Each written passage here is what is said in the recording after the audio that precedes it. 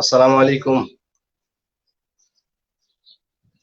সবাইকে প্রীতি ও শুভেচ্ছা জানিয়ে মার্চ ফরওয়ার্ড কর্তৃক আয়োজিত আজকের এই অনলাইন আয়োজনে সবাইকে স্বাগত। আশা করি সবাই ভালো আছেন, সুস্থ আছেন, নিরাপদে আছেন। আমাদের ৪১তম লিখিত পরীক্ষায় বাংলা সাহিত্য এবং ব্যাকরণ একটা অনিবার্য পার্ট হিসাবে সেটার প্রস্তুতি আমরা এগিয়ে নিচ্ছি। তো সেই ধারাবাহিকতায় বাংলা সাহিত্যের আমরা ইতোমধ্যে দুটো ক্লাস নিয়ে কথা বলেছি। যদিও গত দিনে আমরা ব্যাকরণ পাঠ থেকে একটা টপিক আলোচনা করেছিলাম, সেটা হলো সারাংশ ও সারমর্ম। আমরা ক্লাসটা পরে নিলেও পারতাম, তো এটা আগে আলোচনা করে ফেলেছি। যাই হোক, তো আজকে আমরা সাহিত্যের ধারাবাহিকতাই আলোচনা করব। তো সেক্ষেত্রে আজকে আলোচনা করব আমরা লেকচার 3। লেকচার 3তে আমাদের সাহিত্যের গত 2 নম্বর লেকচার পর্যন্ত আমরা শ্রীকৃষ্ণ কীর্তন কাব্য এবং বৈষ্ণব সাহিত্য নিয়ে আলোচনা করেছিলাম। এরপরে লেকচার 3তে আমাদের যে টপিক গুলো আছে সেখানে শ্রী চৈতন্য, তাই না? লেকচার 3তে আছে আমাদের মধ্যযুগের অংশ, আমাদের কোর্স ম্যাটেরিয়ালসে যেটা আছে লেকচার 4-এ শ্রীকৃষ্ণ কীর্তন কাব্য, মঙ্গল কাব্য এবং বৈষ্ণব পদাবলী। আমরা মঙ্গল কাব্যটা পরে আলোচনা করব বলেছিলাম, বৈষ্ণব সাহিত্য যেহেতু চলছিল। তো বৈষ্ণব সাহিত্যের ধারাবাহিকতায় আজকে আমরা শ্রী চৈতন্য দেব এবং জীবনী সাহিত্য নিয়ে আলোচনা করব, তারপরে মঙ্গল কাব্য এবং অনুবাদ কাব্য নিয়ে আলোচনা করব। তো এক্ষেত্রে আমরা আচ্ছা, আপনাদের আমি কমেন্টস গুলো একটু দেখে নিই, কারা কারা জয়েন করেছেন ইতিমধ্যে।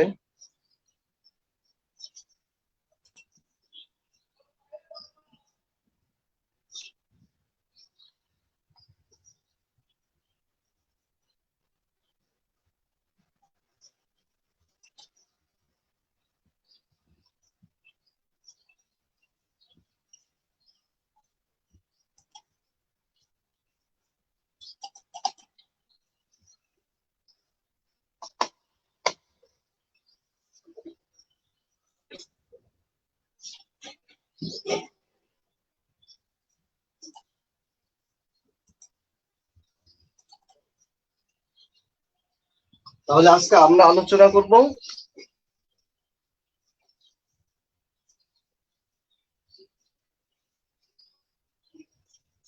জীবনী কাব্য।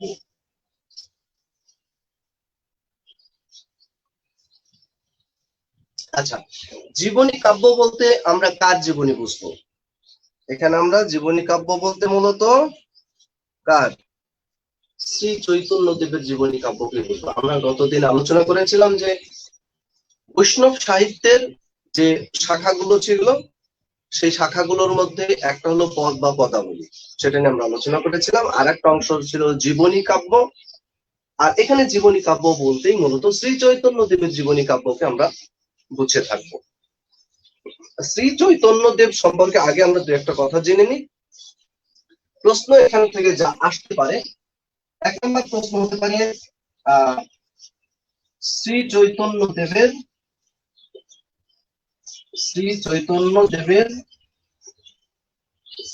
পরিচয়। 2 নম্বর প্রশ্ন হতে পারে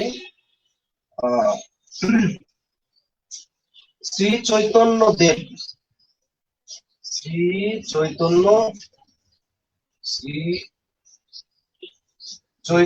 দেব বাংলা সাহিত্যে কেন স্মরণীয় হয়ে আছেন, অথবা বাংলা সাহিত্যে শ্রী চৈতন্যদেবের প্রভাব, অথবা বাংলা সাহিত্যে শ্রী চৈতন্যদেবের প্রভাব আলোচনা করুন।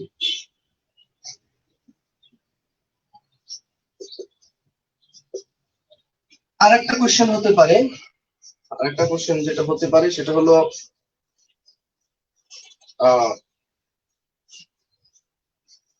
জীবনী কাব্য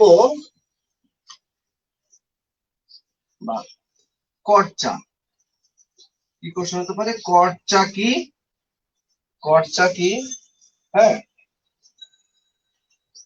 কয়েকটি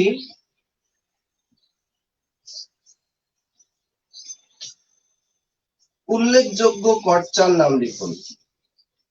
উল্লেখযোগ্য করচার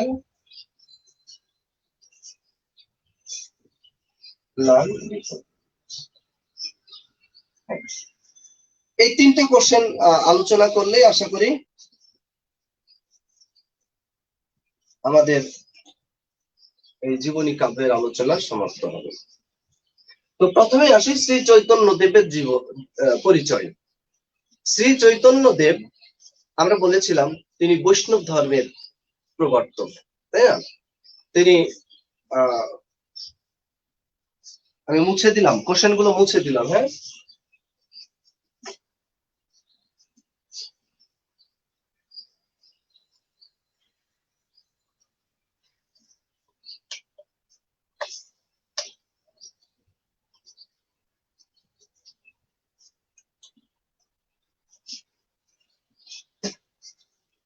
একটু আমি আপনাদের কমেন্টস গুলো দেখার চেষ্টা করছি।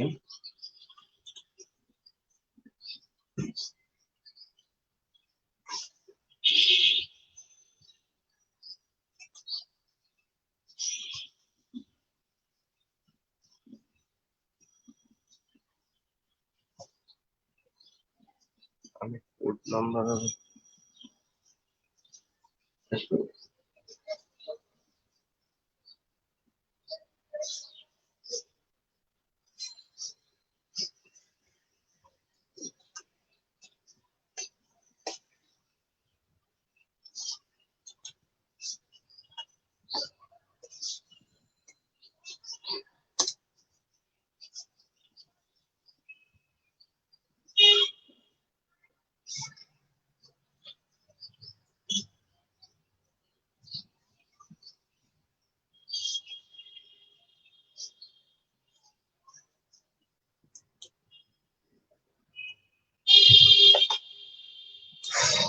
আচ্ছা, তো কি হলো?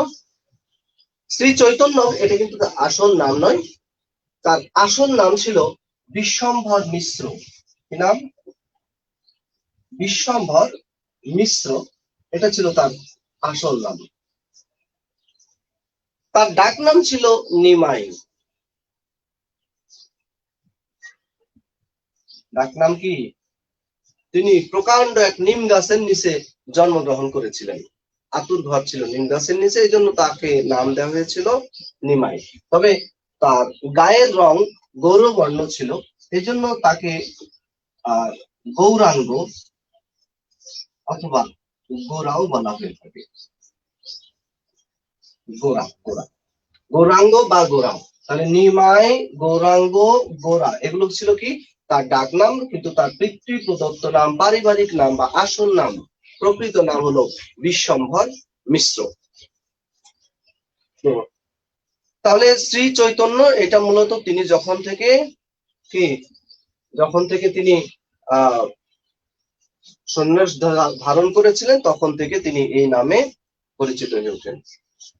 আচ্ছা, এবারে আমরা দেখব শ্রী চৈতন্য দেবের জন্ম স্থান। তার জন্ম হয়েছিল কোথায়? তার বাবার বাড়ি ছিল কিন্তু বাংলাদেশে। বাংলাদেশের কোথায় বলেন তো? ঢাকা দক্ষিণ। কোথায়? ঢাকা দক্ষিণ। কিন্তু তার বাবা সংস্কৃত চর্চার জন্য সিলেট। ঢাকা দক্ষিণ কোথায়? সিলেটে। এই সিলেট থেকে চলে গিয়েছিলেন নদিয়া জেলার নবদ্বীপে, সেখানেই তার জন্ম হয়েছিল। তাহলে তার জন্ম হলো, তার পৈতৃক নিবাস হলো ঢাকা দক্ষিণ। ঢাকা দক্ষিণ কোথায়? এটা সিলেট। এটা হলো তার পৈতৃক নিবাস, তার পৈতৃক নিবাস এটা। কিন্তু তার জন্মস্থান কোথায়? তার জন্মস্থান হলো নদিয়া জেলার নবদ্বীপ। নবদ্বীপ, নদিয়া। তাহলে নদিয়া জেলার নবদ্বীপে জন্ম হয়েছিল তার। তো শ্রী চৈতন্য সম্পর্কে একটা কথা বলা হয়ে থাকে যে বাংলায় একটি অক্ষর না লিখেও যাকে নিয়ে বাংলা সাহিত্যে যুগের সৃষ্টি হয়েছে তিনি হলেন শ্রী চৈতন্য দেব। তো বাংলায় একটা অক্ষর লিখেন নাই, অথচ তাকে নিয়ে যুগের সৃষ্টি হয়েছে। তার জন্ম মৃত্যু সালটা একটু আমরা দেখে নিই, এখানে লিখি, দেখা যাবে তো? 1486-তে, কথাটা একটু আগে লিখে ফেলেন আপনারা, যে বাংলায় একটি অক্ষর না লিখেও যাকে নিয়ে বাংলা সাহিত্যে যুগের সৃষ্টি হয়েছে তিনি হলেন শ্রী চৈতন্য দেব। দেখেন, বাংলায় একটি অক্ষর না লিখেও, বাংলায় একটি অক্ষর না লিখেও যাকে নিয়ে বাংলা সাহিত্যে যুগের সৃষ্টি হয়েছে তিনি হলেন শ্রী চৈতন্য দেব। ঠিক আছে?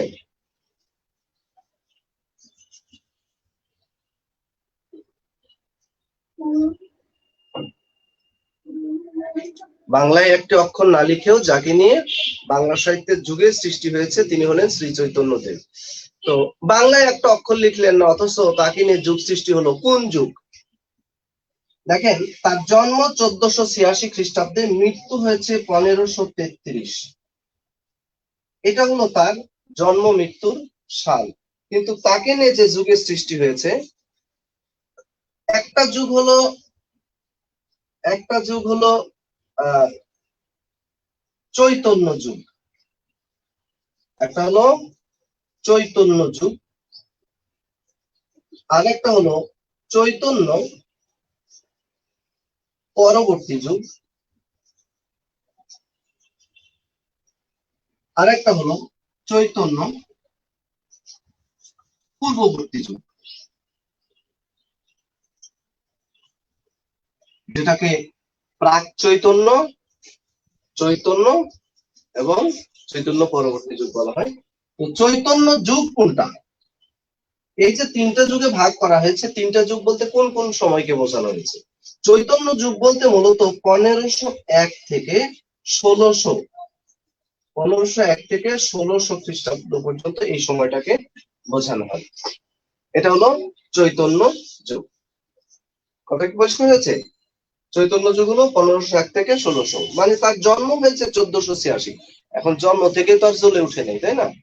1501 থেকে ধরা হয় 1600 পর্যন্ত, এটা হলো চৈতন্য যুগ। তার আগে 1350 থেকে 1500, এটা হলো চৈতন্য পূর্ববর্তী যুগ।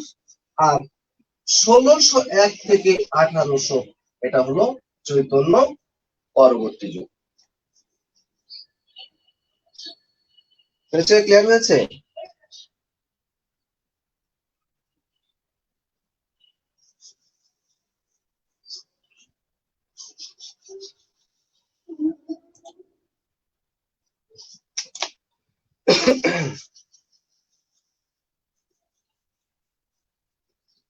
আচ্ছা, তো এখানে তিনটা যুগের সৃষ্টি হয়েছে তাকে নিয়ে।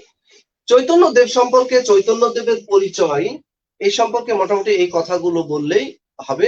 শ্রী চৈতন্য মূলত একজন ধর্ম প্রচারক এবং ধর্ম প্রবর্তক ছিলেন। তিনি বৈষ্ণব ধর্মের প্রবর্তক। তার এই বৈষ্ণব ধর্ম পরবর্তীতে কি হয়েছে? বৈষ্ণব পদাবলীর বিকাশে সবচেয়ে গুরুত্বপূর্ণ ভূমিকা পালন করেছে। এই গেল চৈতন্য দেবের পরিচয়। 2 নম্বর প্রশ্ন আমরা যেটা বলেছিলাম যে শ্রী চৈতন্য দেবের প্রভাব, বাংলা সাহিত্যে শ্রী চৈতন্য দেবের প্রভাব অথবা শ্রী চৈতন্য দেব কেন বাংলা সাহিত্যে স্মরণীয় হয়ে আছেন। আচ্ছা, এই কোশ্চেনটা আমি পরে আলোচনা করছি। আর আগে যে কথাটা বলা দরকার সেটা হলো শ্রী চৈতন্য যদিও বাংলা সাহিত্যে একটা অক্ষরও লিখেন নাই, কিন্তু তাকে নিয়ে বাংলা সাহিত্যে যে যুগের সৃষ্টি হয়েছে, কেন হয়েছে? তার ভক্ত যারা, ওই যে বলেছিলাম, যারা ধর্মান্তরিত হতে হয়েছিল, তার ডাকে সাড়া দিয়ে তার নতুন ধর্মে অনেকে কি হয়েছিল, নতুন ধর্মে দীক্ষিত হয়েছিল। তাদের কাছে শ্রী চৈতন্য হয়ে উঠেছিলেন ভগবান, তাদের কাছে শ্রী চৈতন্য হয়ে উঠেছিলেন অবতার। তাকে নিয়ে, শ্রী চৈতন্য দেবকে নিয়ে তার ভক্তরা লেখালেখি করতেন। এই লেখাগুলি গুলো কিন্তু মানে কালে ভদ্রে নয়, মাঝে মাঝে নয়, প্রত্যেক দিন তারা লেখালেখি করতেন। মানুষ যেমন প্রত্যেক দিন কি লেখে, ডায়েরি লেখে, তাই না?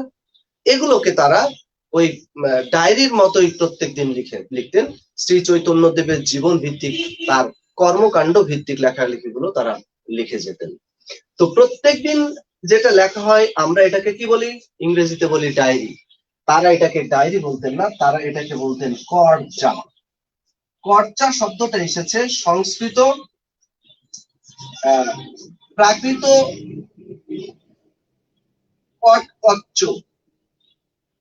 কটকচ্চ, আর সেটা এসেছে সংস্কৃত কৃৎকৃত্য থেকে। কৃৎকৃত্য, যেটাকে আমরা ইংরেজিতে কি বলি, মানে এটাকে বলা হয় অরিজিনাল ড্রাফট, বা এক কথায় আমরা যেটাকে বলি ডায়েরি। কথা কি বুঝেছি? তো এই কটকচ্চ বা কৃৎকৃত্য বা ডায়েরি থেকেই, ডায়েরি বলতেই মূলত এই কর্চাকে বোঝানো হয়ে থাকে। তাহলে প্রশ্ন যদি আসে কর্চা কি, কি হলো, প্রশ্ন যদি আসে কর্চা কি, এখানে কর্চা বলতে ওই যে বললাম, প্রত্যেক দিন তার ভক্তরা তাকে নিয়ে লিখতেন, তার জীবন ভিত্তিক, তার কর্মকাণ্ড ভিত্তিক, এটাকেই তারা কর্চা নাম দিয়েছিলেন।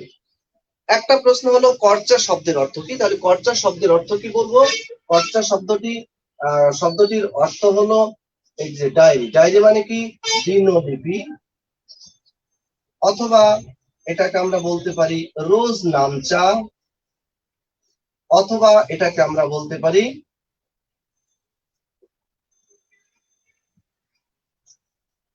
কি, দিনলিপি বা রোজ নামচা বা ডায়েরি, তাই তো? তাহলে কর্চা শব্দের অর্থ পেলাম, কিন্তু কর্চাটা কি? এখানে স্পেশালি কর্চা বলতে শ্রী চৈতন্য দেবের জীবনী কাব্যকেই বোঝানো হয়ে থাকে। আমরা যেটাকে জীবনী কাব্য বলছি, আর তারা জীবনী কাব্য না বললে তারা এটাকে কি বলতেন, কর্চা বলতেন। তো শ্রী চৈতন্য দেবকে নিয়ে তার ভক্তরা কি করেছেন, লেখালেখি করেছেন, অনেক লেখালেখি করেছেন। এই যে লেখালেখি গুলো করেছেন, এগুলোই হলো কর্চা, এগুলোই হলো জীবনী কাব্য। এখন শ্রী চৈতন্য দেবকে নিয়ে প্রথম কর্চা রচিত হয়েছিল সংস্কৃত ভাষায়। সংস্কৃত ভাষায় প্রথম যে কর্চাটা লেখা হয়েছিল, প্রথম কর্চার নাম হলো শ্রী শ্রী কৃষ্ণ চৈতন্য চরিতামৃত। শ্রী চৈতন্য দেবকে নিয়ে রচিত প্রথম কর্চা ছিল সংস্কৃত ভাষায়। সংস্কৃত ভাষায় এই কর্চা যিনি লিখেছেন, তার নাম হলো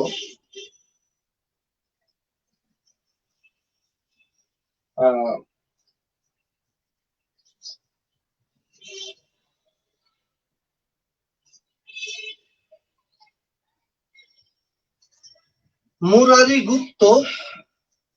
মুরারি গুপ্ত মূলত তিনি বলা হয়ে থাকে, কেউ কেউ বলেন যে মুরারি গুপ্ত মূলত শ্রী চৈতন্য দেবের সহপাঠী ছিলেন। তো সহপাঠী ছিলেন বলে তার সম্পর্কে তিনি অনেক কিছুই ছোট থেকেই জানতেন, তার সম্পর্কে তার অনেক কিছু জানা ছিল, সেই বিষয়গুলোকে তিনি এখানে উপস্থাপন করেছেন। এবং সংস্কৃত ভাষায় যে কর্চাগুলো লেখা হয়েছে, সবচেয়ে বেশি তথ্যবহুল এই শ্রী শ্রীকৃষ্ণ চৈতন্য চরিতামৃত। তবে এটা যেহেতু নামটা একটু বড় সড়ো, নামটা যেহেতু একটু একটু মানে বলতে একটু বেগ পেতে হয়, তাই না? এই জন্য সংক্ষেপে এটা পরিচিতি পেয়েছে মুরারি গুপ্তের কর্চা নামে। এবং সংস্কৃত ভাষায় যে কর্চাগুলো আমরা পেয়েছি, সংস্কৃত ভাষায় আমরা যে কর্চাগুলো পেয়েছি মূলত সেগুলো প্রত্যেক কবি তাদের নামের সাথে ওই কর্চাটাকে উল্লেখ করতেন। নাম ছিল আলাদা আলাদা। যেমন একজন ছিলেন স্বরূপ দামোদর, তিনি তার কর্চা পরিচিতি পেয়েছে স্বরূপ দামোদরের কর্চা নামে। পরমানন্দ দাস, তিনিও শ্রী চৈতন্য দেবকে নিয়ে কর্চা লিখেছেন, তার কর্চাটার নাম হলো পরমানন্দ দাসের কর্চা। গোবিন্দ দাস লিখেছেন, গোবিন্দ দাসের কর্চার নাম হলো গোবিন্দ দাসের কর্চা। এইভাবে এই কর্চাগুলো পরিচিতি পেয়েছে। তো সংস্কৃত ভাষা থেকে যে কর্চাগুলো আমরা পেয়েছি সেগুলোর মধ্যে বিখ্যাত হলো শ্রী শ্রীকৃষ্ণ চৈতন্য চরিতামৃত। এবার আসেন বাংলা ভাষায় শ্রী চৈতন্য দেবকে নিয়ে যে কর্চাগুলো রচিত হয়েছে, এগুলোর মধ্যে একটা হলো শ্রী চৈতন্য ভগবত। ভগবত মানে কি? ভগবান। শ্রী চৈতন্য ভগবান মানে তাদের কাছে শ্রী চৈতন্য কি ছিলেন? তাদের কাছে শ্রী চৈতন্য ছিলেন ভগবান তুল্য। এইটা লিখেছেন যিনি, তার নাম হলো বৃন্দাবন দাস। বৃন্দাবন দাস। বাংলায় শ্রী চৈতন্য দেবকে নিয়ে লেখা এটাই প্রথম জীবনী কাব্য। কথা পরিষ্কার হয়েছে? শ্রী চৈতন্য দেবকে নিয়ে রচিত প্রথম জীবনী কাব্যের নাম হলো শ্রী চৈতন্য ভগবত, লিখেছেন বৃন্দাবন দাস। আর একটা কর্তার নাম লিখবেন শ্রী চৈতন্য মঙ্গল, এটা লিখেছেন লোচন দাস। লোচন দাস। আর একটা নাম লিখবেন শ্রী চৈতন্য চরিতামৃত। শ্রী চৈতন্য চরিতামৃত, এটা চৈতন্য দেবকে নিয়ে বাংলায় যতগুলো জীবনী কাব্য লেখা হয়েছে এগুলোর মধ্যে শ্রেষ্ঠ জীবনী কাব্য। এটা লিখেছেন কৃষ্ণদাস কবিরাজ।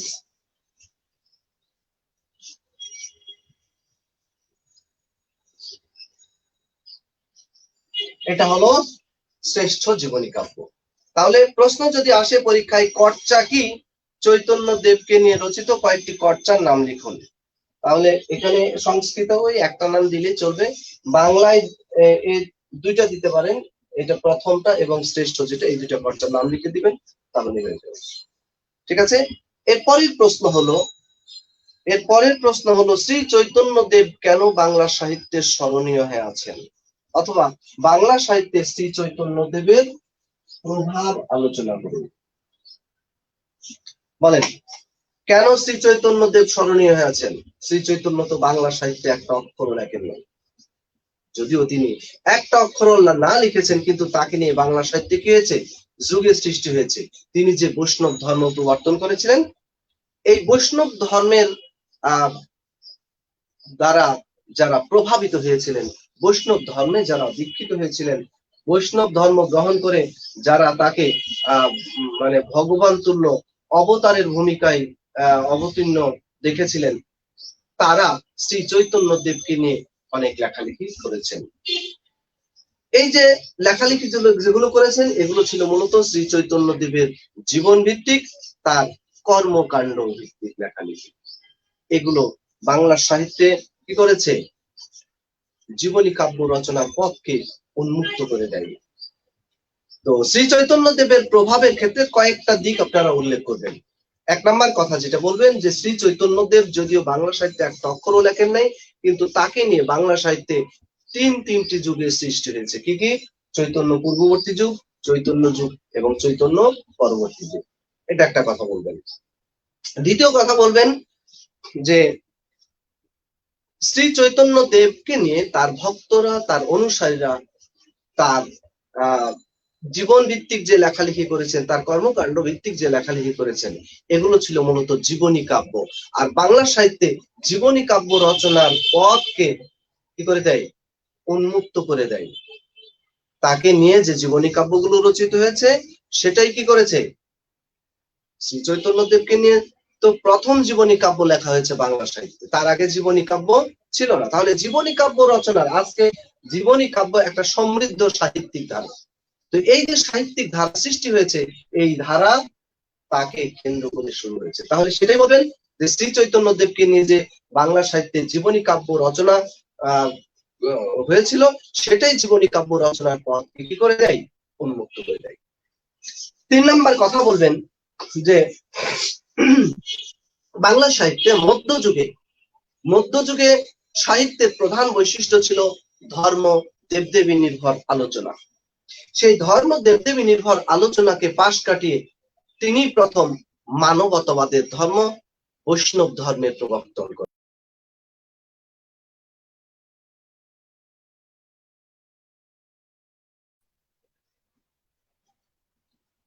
হ্যাঁ, তো এই বৈষ্ণব ধর্মই কি করেছে, তিনি যে মানবতাবাদের ধর্ম বৈষ্ণব ধর্ম প্রবর্তন করেছেন, সেটা একটা ব্যতিক্রমী সৃষ্টি করেছে বাংলা সাহিত্যে। মানব হ্যাঁ মানবতাবাদী একটা বৈশিষ্ট্যের সূচনা করেছে। 4 নম্বর কথা যেটা বলবেন, শ্রী চৈতন্য যে বৈষ্ণব ধর্ম প্রবর্তন করেন, সেই বৈষ্ণব ধর্মে মানুষে কোনো বিভেদ ছিল না। তিনি মানুষকে প্রতিটি মানুষকে সমান চোখে দেখেছেন। তার একটা কথা, মুচি হয়ে সূচি হয় যদি কৃষ্ণ ভজে। তিনি বলছেন যে মুচি হয়েও সে কি হতে পারে, শুদ্ধ হতে পারে। মানে তার আগে যে কি ছিল, মানে হিন্দু ধর্মে যে বৈষ্ণব মানে কি শ্রেণী বৈষম্য প্রথা ছিল, ব্রাহ্মণ বৈশ্য ক্ষত্রিয় শূদ্র উঁচু নিচু জাত, তিনি বলছেন যে না, নিচু জাত মুচি সেও যদি কৃষ্ণের নাম ভজে, তো সেও কি হতে পারে, সেও শুদ্ধ হতে পারে। কি বলছে, মুচি হয়ে সূচি হয়, মুচি হয়ে সূচি হয় যদি কৃষ্ণ ভজে।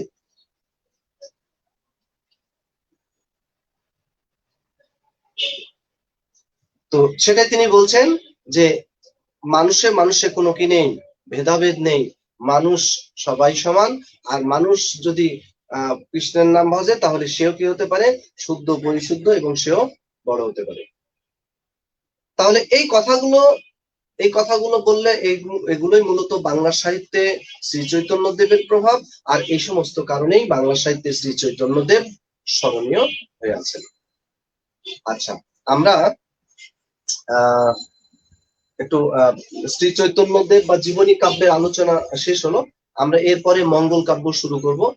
তবে তার আগে একটা ব্রেক নিয়ে নি নামাজের। ঠিক আছে।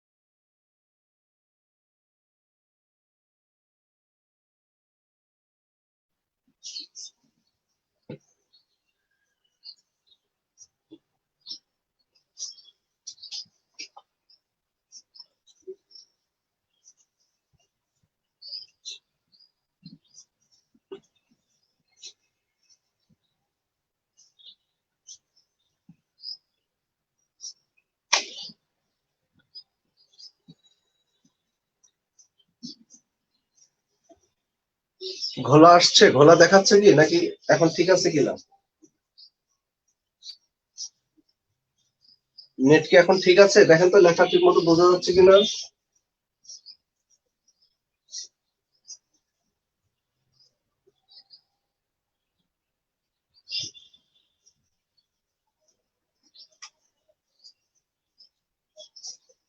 দেখা যায় ঠিক মতো দেখা যাচ্ছে?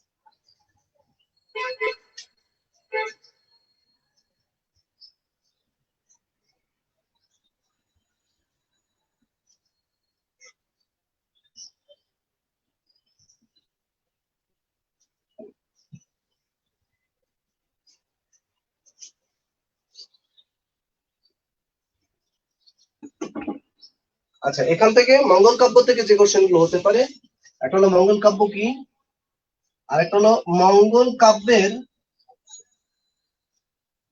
কাব্যের বৈশিষ্ট্য।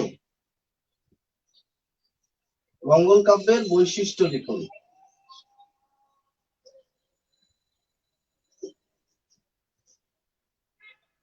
তারপরে আরেকটা কোশ্চেন লেখেন, একটি মঙ্গল কাব্যের একটি সার্থক, হ্যাঁ, একটি সার্থক মঙ্গল কাব্যের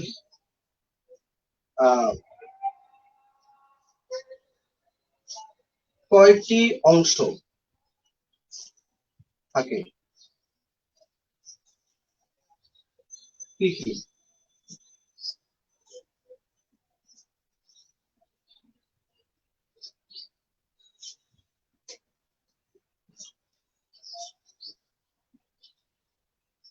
আরেকটা কোশ্চেন লিখবেন, মঙ্গল কাব্যের কয়টি ধারা?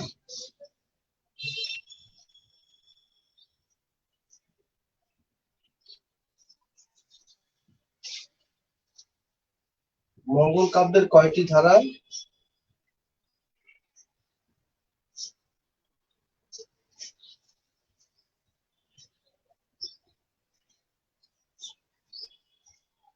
কি কি? আচ্ছা, মঙ্গল কাব্য থেকে মোটামুটি এই কোশ্চেন গুলো আপনারা পাবেন। আগে আমরা এগুলো একটু আলোচনা করে নিই, তারপরে অন্যান্য যে মঙ্গল কাব্যগুলো আছে, ধারাগুলো, সেগুলো সম্পর্কে আমরা জানবো। আচ্ছা, প্রথমেই আসি, মঙ্গল কাব্য কি? মঙ্গল অর্থ ভালো, মঙ্গল অর্থ শুভ, মঙ্গল অর্থ কল্যাণ। তো তার মানে মঙ্গল কাব্য হলো কল্যাণের কাব্য। কার মঙ্গল, কার কল্যাণ? মানুষ বিপদে পড়ে, আর বিপদে পড়লে মানুষ কার কাছে যায়? যাকে মনে করে বিপদ থেকে উদ্ধার করতে পারবে। তো তৎকালীন হিন্দু সমাজে মানুষ, মধ্যযুগে হিন্দু সমাজে তারা যখন কোনো বিপদে পড়তো, কি করতো? বিভিন্ন দেব দেবীর কোনো বিপদ করতো। কেন? যাতে নিজেদের মঙ্গল সাধিত হয়। অর্থাৎ নিজেদের মঙ্গল কামনায় বিভিন্ন দেব দেবীর প্রশংসামূলক যে কাব্য, সেটাই হলো মঙ্গল কাব্য। কি বললাম? নিজেদের মঙ্গল কামনায় বিভিন্ন দেবদেবীর প্রশংসামূলক কাব্যই হলো মঙ্গল কাব্য। অর্থাৎ মঙ্গল কাব্যের উদ্ভবই হয়েছে বিভিন্ন দেবদেবীর স্তুতি বর্ণনা বা গুণকীর্তন থেকে। যেই দেবীর গুণকীর্তন সেই দেবীর নামে মঙ্গল কাব্যের উদ্ভব ঘটেছে। তার মানে মঙ্গল কাব্যটা মূলত এটা একটা ধর্ম বিষয়ক আখ্যান কাব্য। বিভিন্ন দেবদেবীর স্তুতি থেকেই এই কাব্যের উদ্ভব ঘটেছে। তো এই কাব্যের নামকরণ, এটা আরেকটা কোশ্চেন, একটু আপনারা খেয়াল করবেন। মঙ্গল কাব্যের নামকরণ,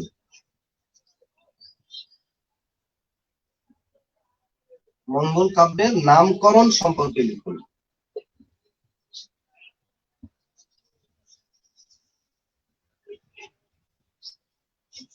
নামকরণ সম্পর্কে অনেক কথা প্রচলিত আছে।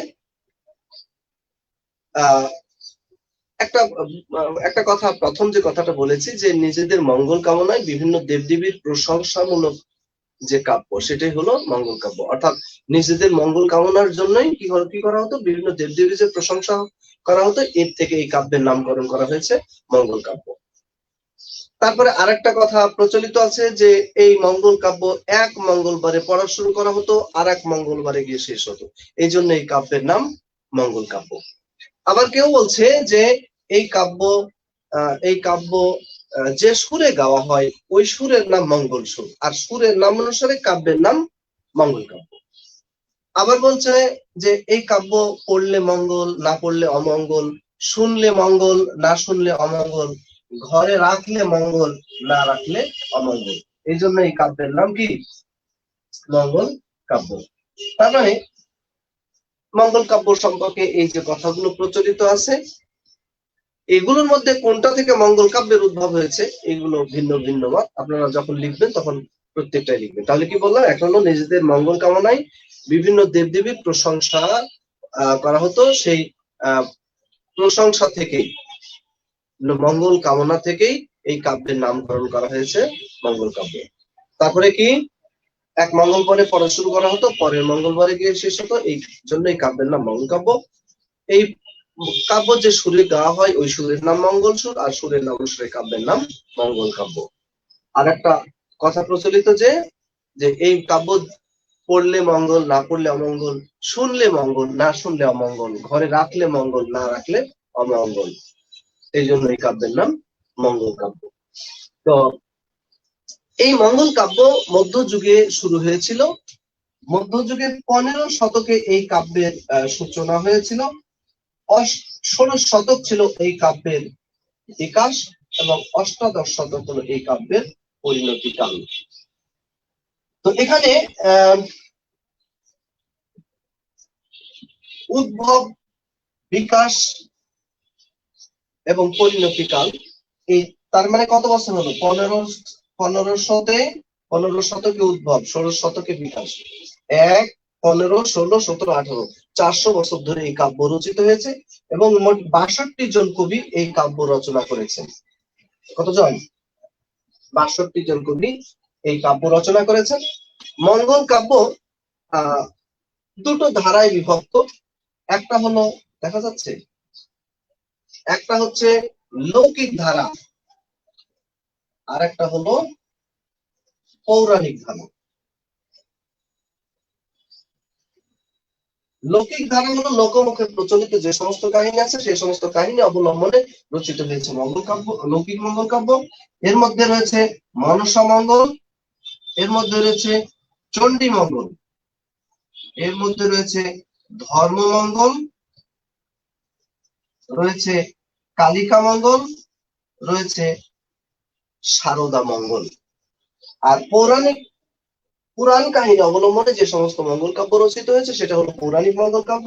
এর মধ্যে পৌরাণিক মঙ্গল কাব্যের মধ্যে রয়েছে অন্নদা মঙ্গল, এর মধ্যে রয়েছে দুর্গা মঙ্গল, রয়েছে গঙ্গা মঙ্গল, রয়েছে ভবানী মঙ্গল, রয়েছে গৌরী মঙ্গল।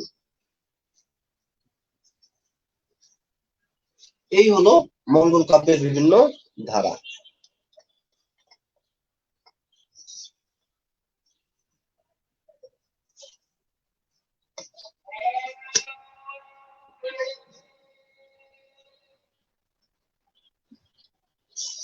ঠিক আছে। এখন আমাদের প্রশ্ন হলো, প্রথমে হলো মঙ্গল কাব্য কি, কি লিখবেন? মঙ্গল কাব্য হলো মধ্যযুগে 15 শতকে সৃষ্টি। এটি ধর্ম বিষয়ক একটি আখ্যান কাব্য। নিজেদের মঙ্গল কামনায় বিভিন্ন দেবদেবীর স্তুতি বা প্রশংসা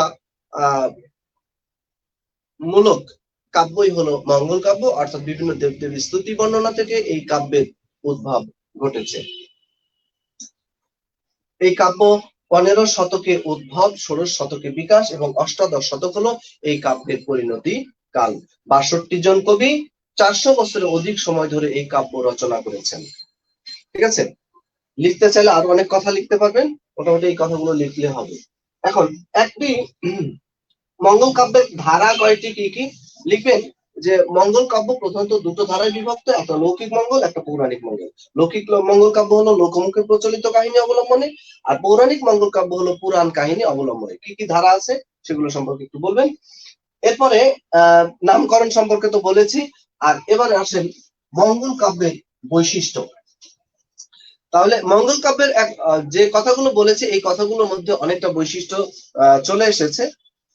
তো মঙ্গল কাব্যের মধ্যে যে বৈশিষ্ট্যগুলো আপনি উল্লেখ করবেন, যে মঙ্গল কাব্য এটি একটি ধর্ম বিষয়ক আখ্যান কাব্য। তারপরে কি বলবেন? যে নিজেদের মঙ্গল কামনার্থে বিভিন্ন দেবীর স্তুতি বা প্রশংসা থেকে এই কাব্যের উদ্ভব ঘটেছে। তারপরে বলবেন যে প্রতিটি কবি এই কাব্য রচনায় শুরুতে সেই দেবীর দ্বারা স্বপ্নে আদেশ প্রাপ্ত হয়ে এই কাব্য রচনায় মনোনিবেশ করেছেন বলে উল্লেখ করেন। অর্থাৎ যখন যেমন মনসা মঙ্গল, তো মনসা মঙ্গল কাব্য যিনি লিখেছেন তিনি কি বলছেন? যে দেবী মনসার দ্বারা স্বপ্নে আদেশ প্রাপ্ত হয়ে তিনি এই কাব্য রচনায় মনোনিবেশ করেছেন। ঠিক আছে। তারপরে মঙ্গল কাব্যে নায়ক নায়িকা যারা থাকে তারা কি করে? তারা স্বর্গে থাকে। তো স্বর্গে যদি কি করে বসে, কোন সাপ মানে কি করে, মানে যদি কোনো ভুল করে বসে, সেই সাপ মোচনের জন্য তাদেরকে কি করা হয়? মানব মানে মর্তে প্রেরণ করা হয়। আর মর্তে এসে তারা কি করে? মানবীর মতো আচরণ করে। আর কি করে? যখন সাপ মোচন হয়ে যায় তখন তাদেরকে আবার স্বর্গে ফেরত নেওয়া হয়। তারপরে মঙ্গল কাব্যের মধ্যে অন্য যে কথাগুলো আছে সেগুলো তো মঙ্গল কাব্যের বৈশিষ্ট্য। আর একটা কথা বলবেন, যে কোশ্চেনটা বলছি, যে একটি মঙ্গল কাব্যের, একটি সার্থক মঙ্গল কাব্যের কয়টা অংশ থাকে সেটা একটু বৈশিষ্ট্যের মধ্যে বলবেন। একটা সার্থক মঙ্গল কাব্যের 5টি অংশ থাকে। দেখা যাবে? 5টা অংশের মধ্যে একটা হলো বন্দনা, তারপরে কি আত্মপরিচয়, বন্দনা, আত্মপরিচয়, তারপরে দেবখণ্ড,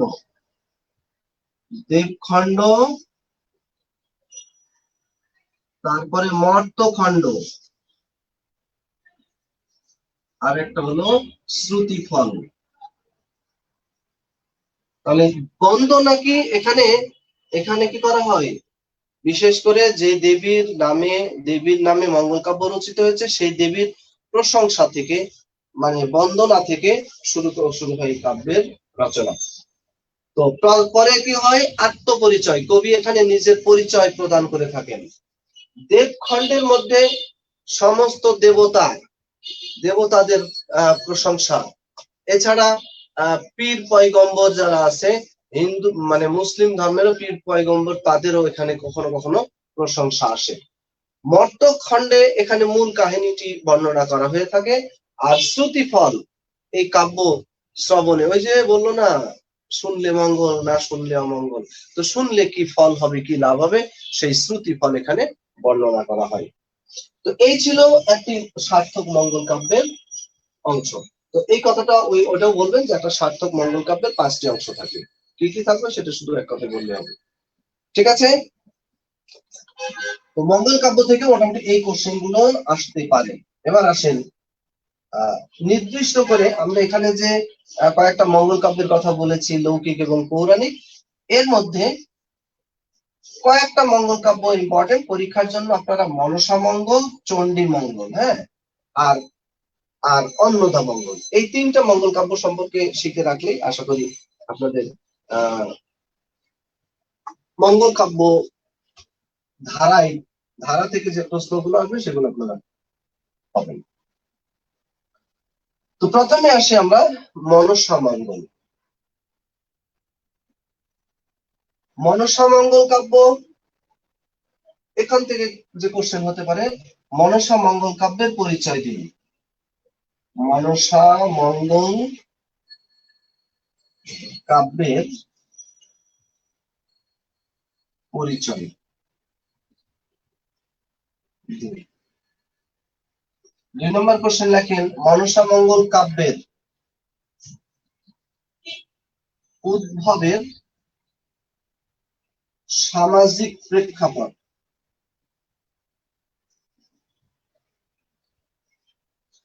সামাজিক প্রেক্ষাপট বর্ণনা করুন।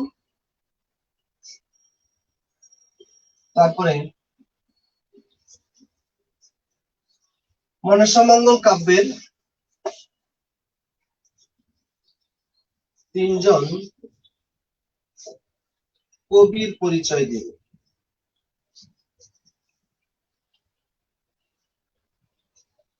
4 নাম্বার,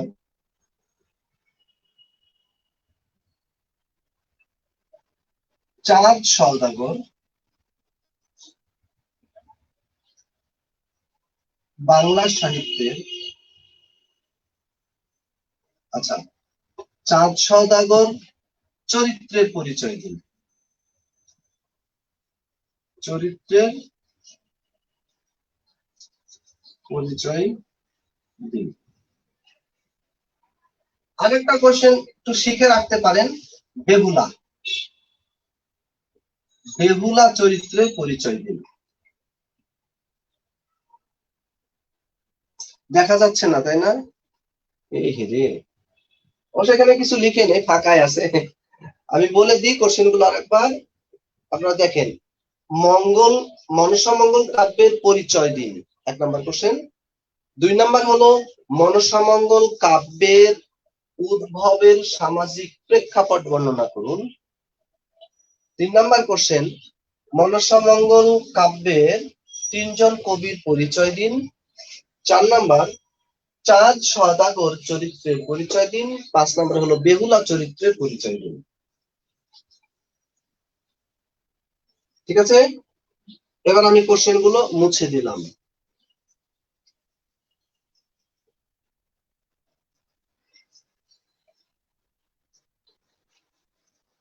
আচ্ছা, এবারে আসি প্রথমে যে মনসা মঙ্গল। আমি বলেছিলাম যে এই যে মঙ্গল কাব্যগুলো, প্রত্যেকটা মঙ্গল কাব্যে যেখানে আমরা দেখতে পাচ্ছি নাম, এই নামগুলো কার নাম? বিভিন্ন দেবীর নাম। হিন্দু লৌকিক কাহিনী অনুসারে দেবতারা স্বর্গে থাকে, আর স্বর্গে যদি কোনো ফল্ট করে বসে, সেই সাপ মোচনের জন্য কি করা হয়? মর্তে প্রেরণ করা হয়। আর মর্তে এসে তারা কি করবে? মর্তে এসে কি করে? বিভিন্ন দেবদেবীর ওই মানে মর্তে এসে মানুষের কাছে পূজা আদায়ের চেষ্টা করে। কথা কি বুঝেছি? দেবতারা স্বর্গ থেকে মর্তে প্রেরিত হয় কখন? যখন কোনো সাপ ভুল করে বসে, অন্যায় করে বসে, সেই সাপ মোচনের জন্য মর্তে প্রেরণ করা হয়। তো কি করবে? সবার কাছে পূজা দেওয়ার চেষ্টা করে, কিন্তু সবার কাছে যখন পূজা পেয়ে যায় আবার স্বর্গে ফেরত যায়। তো এর ধারাবাহিকতায় সাধারণত মহিলা দেবীদের প্রসঙ্গ বেশি এসেছে। আমরা যে নামগুলো দেখেছি, মনসা, তারপরে চণ্ডী, দুর্গা, গঙ্গা, কালিকা, ভবানী, অন্নদা, সব মহিলা। এরকম একজন দেবীর নাম হলো মনসা। মনসা কিসের দেবী? সাপের দেবী, সর্পের অধিষ্ঠাত্রী দেবী মনসা। এই মনসাকে নিয়ে যে মঙ্গল কাব্য রচিত হয়েছে, তাই মনসা মঙ্গল কাব্য।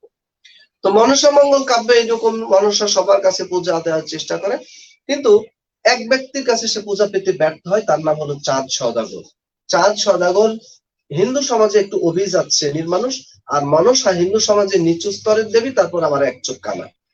এই জন্য চাঁদের ইগো হলো যে আমি কেন মনসার পূজা করতে যাব? সে মনসা পূজা করবে না, মনসা তার পূজা না নিয়ে ছাড়ে না। এই জন্য মনসা তাকে নানাভাবে ক্ষতিগ্রস্ত করে তুলেছে। তার ব্যবসা বাণিজ্যের বহর সব নদীতে ডুবিয়ে দিয়েছে। তার ছেলেদের কি করেছে? 6 ছেলেকে মেরে ফেলে দিয়েছে। যেই মুহূর্তে তার ব্যবসা বাণিজ্যের বহরগুলো সব নদীতে ডুবিয়ে দেয়, সেগুলো তো ডুবে গেল, চাঁদেরও প্রাণ যায়। চাঁদ নদীতে হাবুডুবু খাচ্ছে। মনসার নিজেরই দয়া হলো, এক খণ্ড কাঠ তার দিকে এগিয়ে দিল, যেন সেটা ধরে প্রাণে বাঁচতে পারে। কিন্তু যেই মুহূর্তে চাঁদের মনে হয়েছে যে এটা বুঝি মনসার একটা অনুগ্রহ, সাথে সাথে কি করলো? সেটা প্রত্যাখ্যান করেছে। যাই হোক, কোনো মতে কুলে ফিরল, কিন্তু বাহন তো নাই। বাড়িতে ফিরতে তার প্রায় 12 বছর সময় লেগে গেছে। এই 12 বছরের মধ্যে চাঁদ সওদাগরের ছোট ছেলে লক্ষিন্দর বাড়ি ফিরে দেখে ছেলে বড় হয়ে গেছে, বিয়ের উপযুক্ত হয়ে গেছে। বিয়ের সব আয়োজন শুরু করলো। কিন্তু চাঁদ সওদাগরের ওয়াইফ যে সনকা, সনকা তাকে স্মরণ করিয়ে দিল, ছেলেকে বিয়ে দিলে তো আমরা তাকে হারাবো কেন? কারণ তার সম্পর্কে একটা ভবিষ্যৎবাণী ছিল যে সনকা কি বলে লক্ষিন্দর বাসর ঘরে সাপে কেটে মারা যাবে। কিন্তু তার কথায় কোনো কর্ণপাত না করে বিয়ের সব আয়োজন শুরু করলো, বন্দোবস্ত করে ফেললো। কারিগরকে নির্দেশ দিল যেন একদম নিশ্চিদ্র নিরাপত্তা ব্যবস্থা থাকে, কোনোভাবেই সাপ ঢুকতে না পারে। ওইদিকে আবার মনসা কি করলো? কারিগরের সাথে একটা যোগ সাজসে ছিদ্রের ব্যবস্থা করে রাখলো, যেই কথা সেই কাজ। মনসা মানে লক্ষিন্দর বাসর ঘরে সাপে কেটে মারা গেল। কিন্তু হিন্দু লৌকিক কাহিনী অনুসারে কেউ যদি সাপে কেটে মরে যায়, তাকে পুড়াবে না, ভেলাই করে নদীতে ভাসিয়ে দিবে। তো স্বামী ভক্ত বেহুলা স্বামীকে একা ছাড়বে না। সে কি করলো? ভেলায় তার সাথে সঙ্গী হলো, যাচ্ছে, ভেলায় যাচ্ছে। যেতে যেতে একটা ঘাটে একটা ধোপানির কাণ্ড দেখে সে একটু আশ্বস্ত হলো। ধোপানি ঘাটে কাপড় ধুচ্ছিল, হ্যাঁ, আর তার ছোট ছেলে যে লোক, ছোট বাচ্চাটা তার কাজে ডিস্টার্ব করছিল, সেজন্য সে কি করলো? ছেলেটাকে মেরে ফেললো। মেরে ফেলে ঘাটে শুয়ে রাখলো, আবার যখন কাজ শেষ হবে তাকে বাঁচিয়ে নিয়ে চলে যাবে। এটা দেখে বেহুলা ভাবলো ও বুঝি আমার স্বামীকে বাঁচাতে পারবে। সে তাকে গিয়ে বললো আমার স্বামীকে বাঁচিয়ে দাও। তো বলছে আমি নয়, সামনে এগো, ওখানে কতগুলো স্বর্গের দেবতা আছে, তারাই তোমার স্বামীকে বাঁচিয়ে তুলবে। তো বেহুলা তাদের কাছে গিয়ে ফরিয়াদ করলো, দেখে যে কতগুলো স্বর্গের দেবতা, তাদের কাছে গিয়ে বললো। তো তারা বলছে বাঁচানো যেতে পারে, কিন্তু কন্ডিশন আছে। কি বলে? তুমি যদি নেচে গিয়ে আমাদেরকে খুশি করতে পারো। বেহুলা চিন্তা করলো তারপরে শ্বশুরকে রাজি করানো যায়। ফিরে গেল, চাঁদ সওদাগরকে নানাভাবে অনুনয় বিনয় শুরু করলো, কিন্তু কোনোভাবেই চাঁদ এক চুলও নড়ছে না, কোনোভাবেই সে এই মনসার পূজা করবে না। শেষ পর্যন্ত বেহুলা তাকে রিকোয়েস্ট করলো, ঠিক আছে তাকে পূজা না করো, অন্তত একটা ফুল বাম হাতে নিয়ে অন্যদিকে মুখ করে তার দিকে ছড়িয়ে দিও। এতে চাঁদ রাজি হয়ে গেছে। আর রাজি হওয়া মানে কি? মনসার বিজয়। এই হলো মনসা মঙ্গল কাব্যের কাহিনী, এই হলো বেহুলা লক্ষিন্দরের কাহিনী। তাহলে আমরা এখানে মনসা মঙ্গল কাব্যে যে চরিত্রগুলো পেলাম, কি কি চরিত্র পেয়েছি? একটা হলো চাঁদ সওদাগর,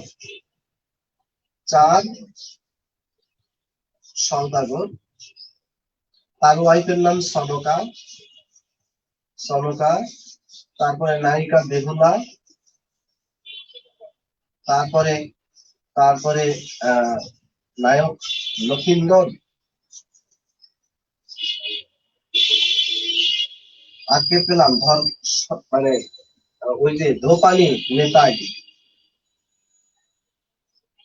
আর মনসা তো আছে। এই চরিত্রগুলোর মধ্যে আমরা একটা চরিত্র পেলাম চাঁদ সওদাগর। প্রশ্ন ছিল আমাদের, চাঁদ সওদাগর মানে বাংলা সাহিত্য চাঁদ সওদাগরের চরিত্র সম্পর্কে লিখুন। তাহলে চাঁদ সওদাগর কোন ধরনের চরিত্র? চাঁদ সওদাগর বাংলা সাহিত্যের একটি প্রতিবাদী চরিত্র। চাঁদ সওদাগর কেন প্রতিবাদী? কারণ মনসার পূজা করার জন্য, মনসাকে পূজা করার জন্য মনসা তাকে নানাভাবে কি করে? নানাভাবে বাধ্য করলেও, বিভিন্ন ভাবে তার উপর অত্যাচার করে তাকে পূজা গ্রহণে বাধ্য করলেও চাঁদ সওদাগর কোনোভাবেই তার পূজা প্রচারে বা পূজা করতে কি হয় না, সম্মত হয় না। আর সম্মত না হওয়ার কারণে এটি একটি ব্যতিক্রমী চরিত্রের সৃষ্টি হয়েছে। এই কারণে চাঁদ সওদাগরকে বলা হয় বাংলা সাহিত্যের প্রতিবাদী চরিত্র, এবং এটাই বাংলা সাহিত্যের প্রতিবাদী।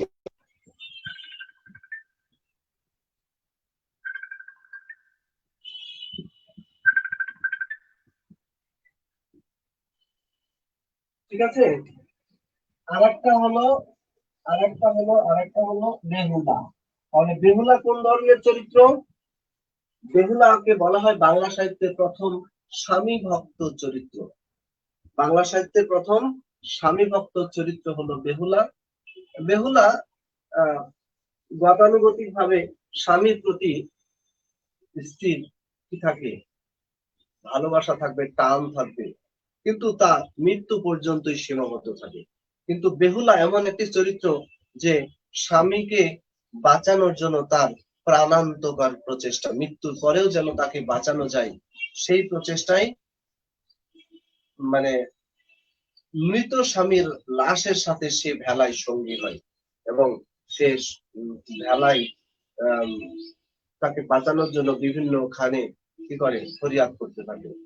প্রথমত ধোপানি নেতায়ের কাছে ফরিয়াদ করে, তারপরে স্বর্গের দেবতাদের কাছে ফরিয়াদ করে। সেখানেও তারা রাজি হলেও কি করে, মনসার বাধা ছিল কি, চাঁদের পূজা। শেষ পর্যন্ত মনসার ইচ্ছাকে পূরণ করার জন্য কাছে শ্বশুরের কাছে সে উপস্থিত হয়, এবং নানাভাবে অনুনয় বিনয়ের মাধ্যমে শ্বশুরকে রাজি করাতে সম্মত হয়। মূলত স্বামী ভক্তি থেকেই তার এরকম ইচ্ছার প্রকাশ ঘটে। এই জন্য বই বেহুলাকে বলা হয় বাংলা সাহিত্যের প্রথম স্বামী ভক্ত চরিত্র। ঠিক আছে। তাহলে মনসামঙ্গল কাব্যের চরিত্রগুলো আমরা পেলাম, তাই তো? এবার আসেন, কি ছিল কোশ্চেন? মনসামঙ্গল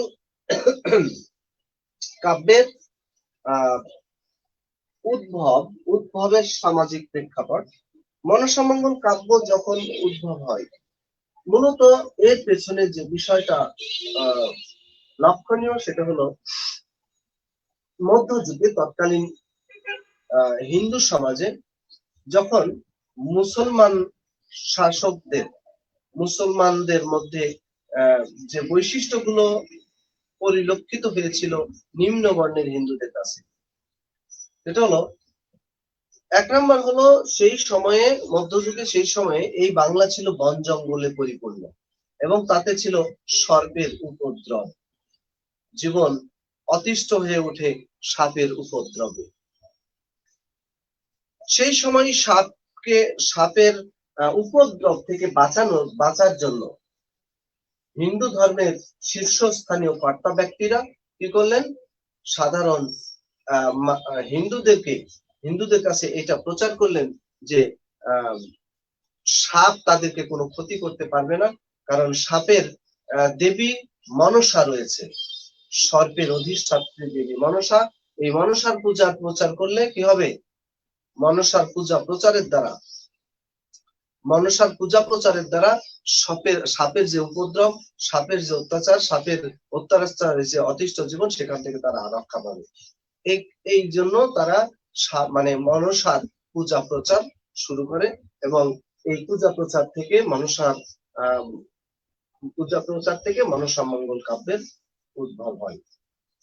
দ্বিতীয় কথা হলো, সেই সময় মুসলিম শাসকদের আগমন ঘটেছিল। মুসলিম শাসকরা ইসলামের সৌন্দর্য সাধারণ মানুষের কাছে তুলে ধরে। সেই বিষয়গুলো প্রভাবিত হয়ে নিম্ন বর্ণের হিন্দুরা ধর্মান্তরিত হতে থাকে। সেই অবস্থায় তারা কি করে, মানে হিন্দু ধর্মের শীর্ষস্থানীয় কর্তা ব্যক্তিরা তারা ধর্মান্তর থেকে ঠেকানোর জন্য সেই মনসা পূজা প্রচার করতে থাকে, এবং মনসা পূজা প্রচার করলে তারা সব ধরনের থেকে অমঙ্গল থেকে রক্ষা পাবে। এই অবস্থার প্রেক্ষাপটে মনসামঙ্গল কাব্যের উদ্ভব। তাহলে এখানে মনসামঙ্গল কাব্যের উদ্ভবের ক্ষেত্রে দুটো বিষয় কাজ করেছে। একটা হলো মানে দুটো ঘটনার প্রেক্ষাপটে মনসামঙ্গলের উদ্ভব ঘটে। একটা হলো মুসলিম শাসকদের দ্বারা কি নিম্নবর্ণের হিন্দুদের যে ধর্মান্তর প্রক্রিয়া সেটাকে ঠেকানোর জন্য। দ্বিতীয় হলো মানে সাপের যে উপদ্রব সেখান থেকে বাঁচার জন্য মনসা দেবী, মনসা হলো সাপের অধিষ্ঠাত্রী দেবী, মনসা দেবীর পূজা প্রচারের মাধ্যমে সেই উপদ্রব থেকে রক্ষা পাওয়া যাবে। এই অবস্থায় মনসামঙ্গল কাব্যের উদ্ভব হয়। ঠিক আছে। আচ্ছা, তাহলে মনসামঙ্গল কাব্যের উদ্ভবের সামাজিক প্রেক্ষাপট আমরা পেলাম। এরপরে কোশ্চেন কি ছিল? এরপরে কোশ্চেন আমাদের যে মনসামঙ্গল কাব্যের কবিদের পরিচয়। মনসামঙ্গল কাব্য রচনা করেছেন মোট 22 জন কবি। এই 22 জন কবিকে একসাথে বলা হয়ে থাকে বাইশা।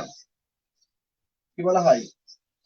একত্রে তাদেরকে বাইশা বলা হয়ে থাকে। এই 22 জন কবির মধ্যে প্রথম একজন কবি এই কাব্য রচনা করেছেন, তিনি হলেন হরিদত্ত। হরিদত্ত, তার আসল নাম হলো কানা হরিদত্ত। মনসা কানা, তো ওই কানা মনসাকে নিয়ে হরিদত্ত যখন লেখালেখি শুরু করেছে তখন হরিদত্তকে মনসা দিয়েছে চোখে একটা সবল, আর হরিদত্ত হয়ে গেছে কানা। এই জন্য তার নাম কানা হরিদত্ত। নাকি কানা কানা মিল আছে, মনসাও কানা হরিদত্তও কানা। এই কানা হরিদত্ত তিনি হলেন মনসামঙ্গল কাব্যের আদি কবি বা প্রথম কবি। এরপর আরো যারা কাব্য রচনা করেছেন তাদের মধ্যে শ্রেষ্ঠ কবি হলেন নারায়ণ দেব। নারায়ণ দেব তিনি হলেন মনসামঙ্গল কাব্যের শ্রেষ্ঠ কবি। এছাড়া আরো কয়েকজন কবি ছিলেন যাদেরকে মনসামঙ্গল কাব্যের অন্যতম শ্রেষ্ঠ কবি বলা হয়। একজন হলেন বিজয় গুপ্ত, তারপরে বিপ্রদাস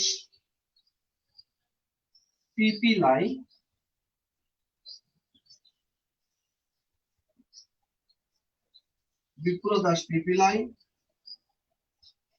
তারপরে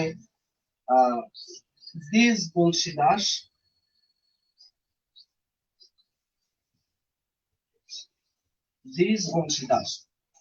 এই তিনজনকে বলা হয় মনসামঙ্গল কাব্যের অন্যতম শ্রেষ্ঠ কবি। কি বলবেন? এই তিনজনকে মনসামঙ্গল কাব্যের অন্যতম শ্রেষ্ঠ কবি বলা হয়। কথা বুঝেছি? বিপ্রদাস পিপিলাই এবং নারায়ণ দেব, এই দুইজন যে মনসামঙ্গল কাব্য রচনা করেছেন সেই কাব্যের তারা নাম দিয়েছেন পদ্ম পুরাণ। ঠিক আছে।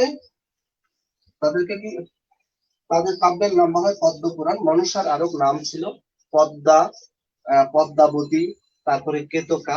এই পদ্মাবতী অনুসারে তারা কাব্যের নামকরণ করেছেন পদ্ম পুরাণ। বিপ্রদাস পিপিলাই তিনি অবশ্য তার কাব্যের নাম দিয়েছেন মনসা বিজয়। আর দ্বিজ বংশীদাস তিনি অবশ্য মনসামঙ্গল। দ্বিজ বংশীদাস, তার বাড়ি ছিল কিশোরগঞ্জ। বাংলা সাহিত্যের প্রথম মহিলা কবি। চন্দ্রাবতীর বাবা ছিলেন এই দ্বিজ বংশীদাস। বিপ্রদাস পিপিলাইয়ের বাড়ি ছিল পরগনা। বিজয় গুপ্ত, তার বাড়ি ছিল বরিশাল।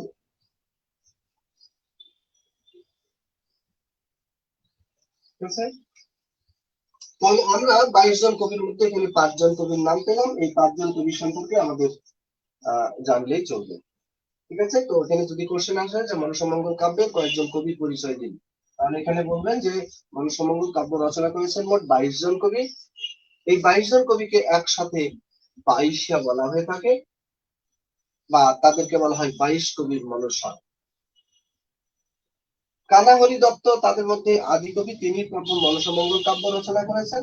আর তাদের মধ্যে শ্রেষ্ঠ কবি হলেন নারায়ণ দেব। এছাড়া উল্লেখযোগ্য যে সমস্ত কবিদের আমরা পাই, বিজয় গুপ্ত, বিপ্রদাস পিপিলাই, দেশবংশী দাস। ঠিক আছে।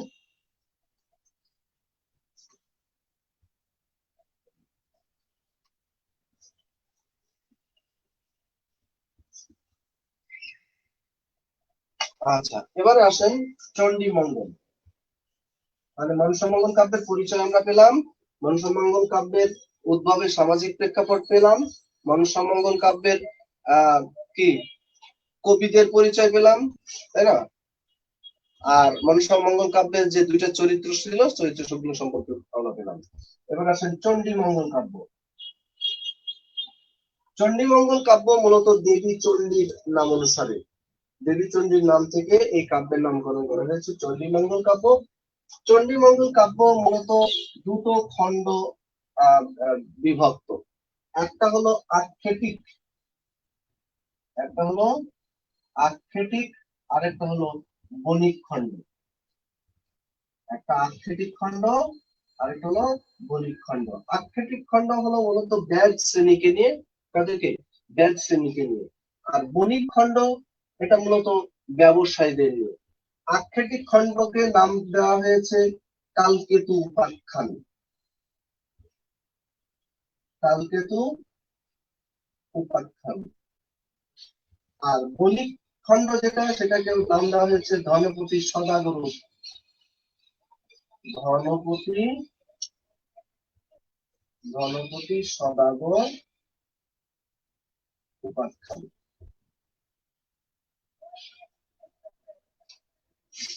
ধনপতি সদাগর উপাখ্যান। এখানে কোশ্চেন যা হতে পারে চণ্ডী মঙ্গল কাব্যে, 1 নম্বর কোশ্চেন হতে পারে,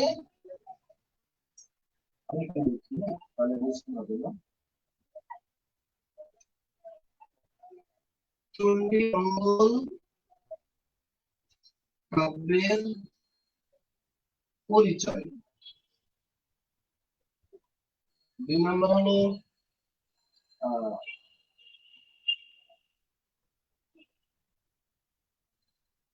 2 নম্বর হলো মুরারি শীল অথবা ভারু দত্ত চরিত্রের পরিচয় দিন।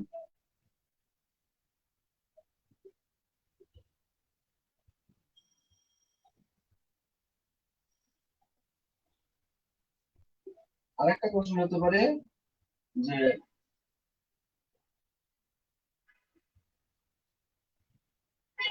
মুকুন্দরাম চক্রবর্তী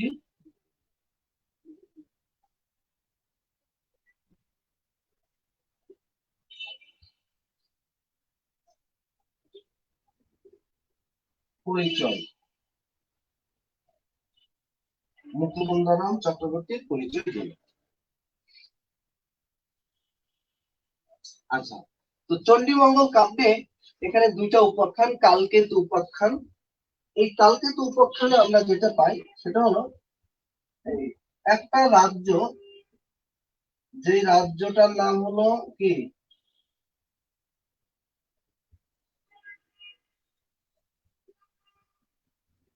এই রাজ্যটার নাম হলো কলিঙ্গ রাজ্য।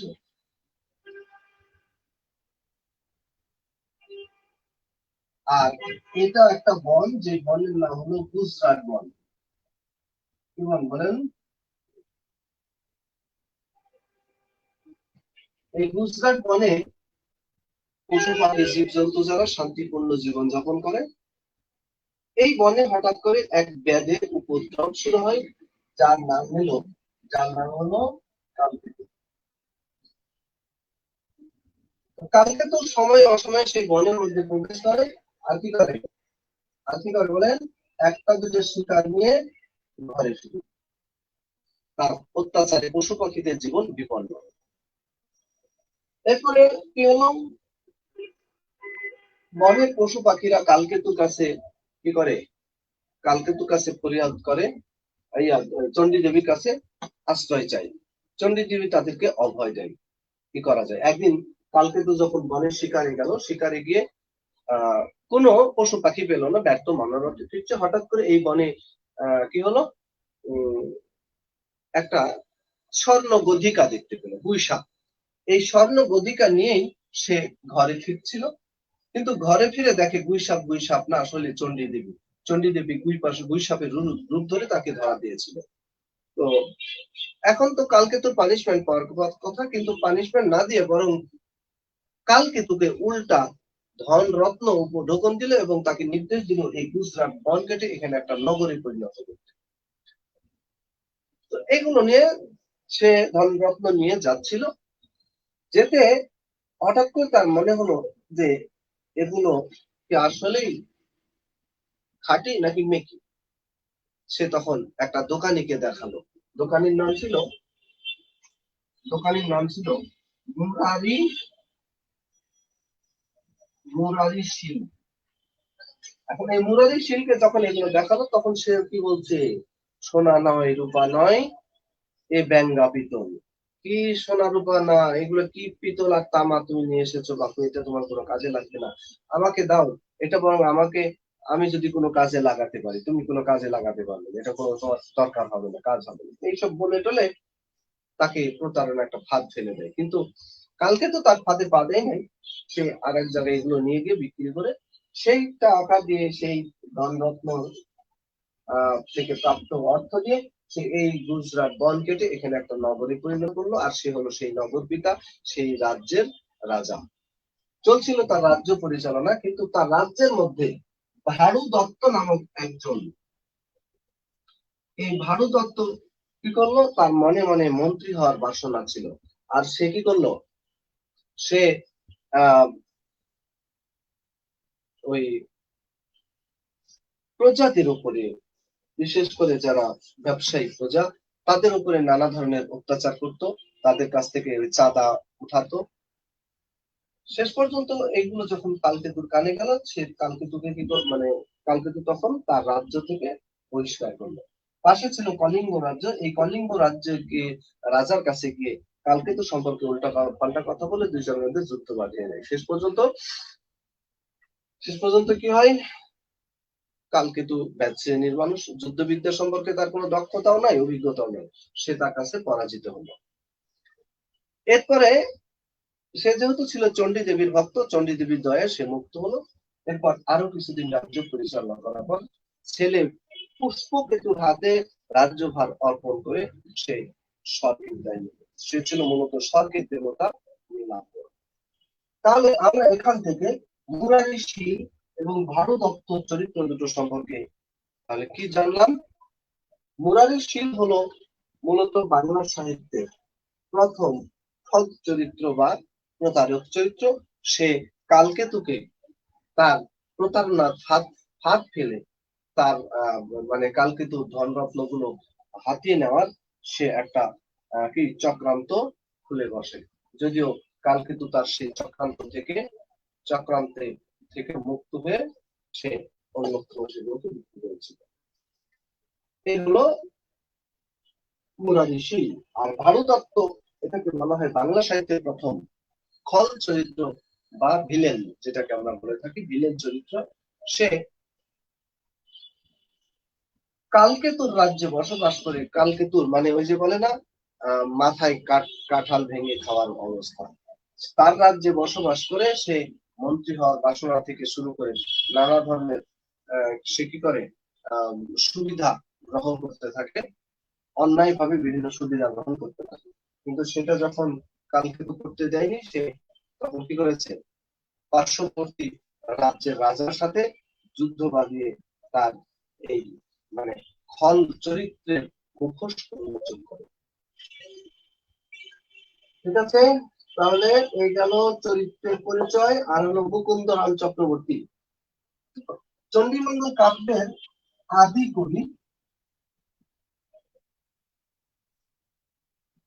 কবি মানিক দত্ত, আর শ্রেষ্ঠ কবি মুকুন্দরাম চক্রবর্তী।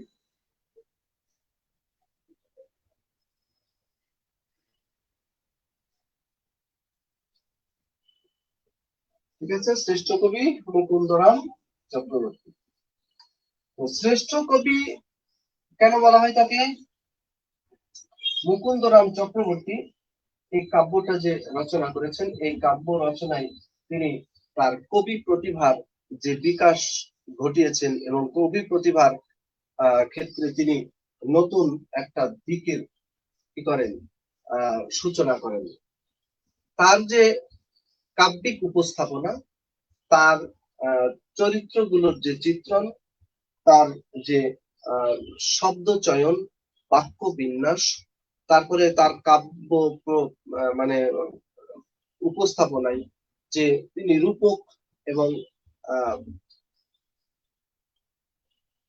এবং উপমা উপমা উৎপ্রেক্ষার যে ব্যবহার করেছেন, সেটা মধ্যযুগে মধ্যযুগে একটা কি করেছে, একটা দৃষ্টান্ত তৈরি করেছে। আর তাছাড়া তিনি তার কাব্য রচনার ক্ষেত্রে যে উপস্থাপনা করেছেন, সেটা আধুনিক বাংলা সাহিত্যে উপন্যাস ধারার একটা নমুনা।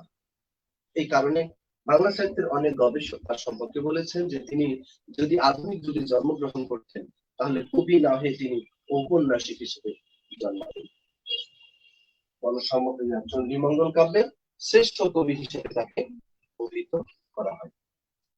ঠিক আছে, এই হলো চণ্ডীমঙ্গল কাব্য। এবার আমরা অন্নদা মঙ্গল কাব্য সম্পর্কে একটু বলবো।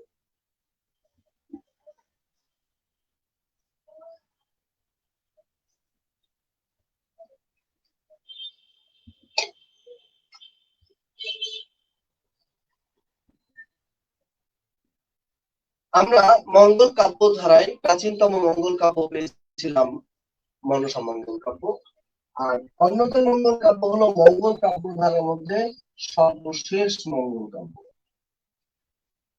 এই অন্নদা মঙ্গল কাব্য দেবী অন্নদাকে নিয়ে, তাকে দেবী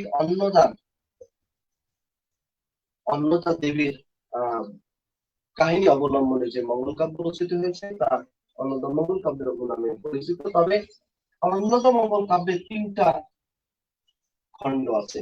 একটা হলো অন্নদা মঙ্গল, একটা হলো অন্নদা মঙ্গলের কাহিনী, হ্যাঁ, অন্নদা মঙ্গলের কাহিনী। আর একটা হলো মানসিংহ ভবানন্দের কাহিনী। আর একটা হলো বিদ্যা সুন্দরের কাহিনী।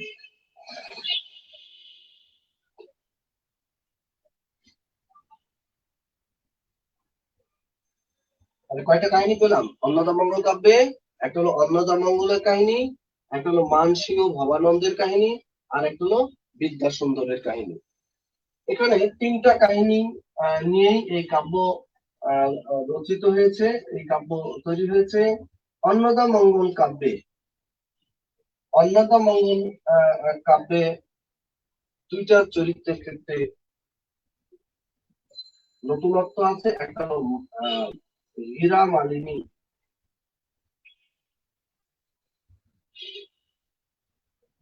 আর একটা হলো ঈশ্বরী পাটনি।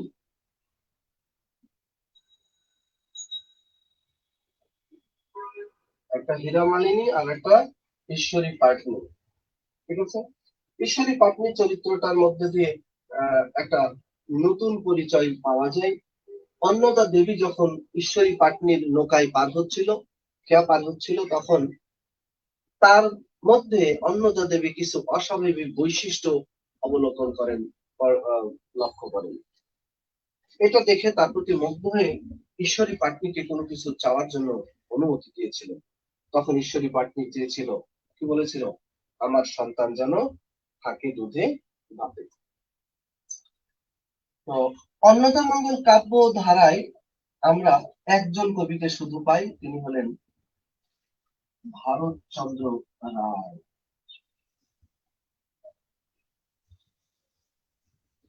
ভারতচন্দ্র রায় আচ্ছা, ভারত এখানে তাহলে একটা কোশ্চেন হতে পারে অন্নদামঙ্গল কাব্যের পরিচয়। অন্নদামঙ্গল কাব্যের পরিচয়, এটা একটা কোশ্চেন হতে পারে। 2 নম্বর কোশ্চেন হতে পারে যে ভারতচন্দ্র রায় গুণাকর, ভারতচন্দ্র রায় গুণাকরের পরিচয় দিন। ঠিক আছে, এখান থেকে দুটো কোশ্চেনই আসতে পারে। অথবা ভারত অন্নদামঙ্গল কাব্যের কবি কতজন, বা অন্নদামঙ্গল কাব্যের কবির পরিচয় দিন, ভারতচন্দ্র রায় গুণাকরের পরিচয় দিন, যে কোনো। তাহলে ভারতচন্দ্র রায় গুণাকর তিনি হলেন বাংলা সাহিত্যের মধ্যযুগে, তিনি হলেন মধ্যযুগের কি সর্বশ্রেষ্ঠ এবং সর্বশেষ কবি, সর্বশ্রেষ্ঠ এবং সর্বশেষ কবি। তিনি জন্মগ্রহণ করেছেন 1760 সালে, মৃত্যু হয়েছে 1760 সালে। তিনি ছিলেন কৃষ্ণনগরের রাজা কৃষ্ণচন্দ্রের সভাকবি। রাজা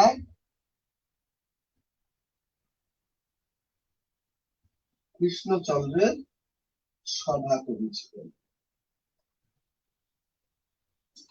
আর রাজা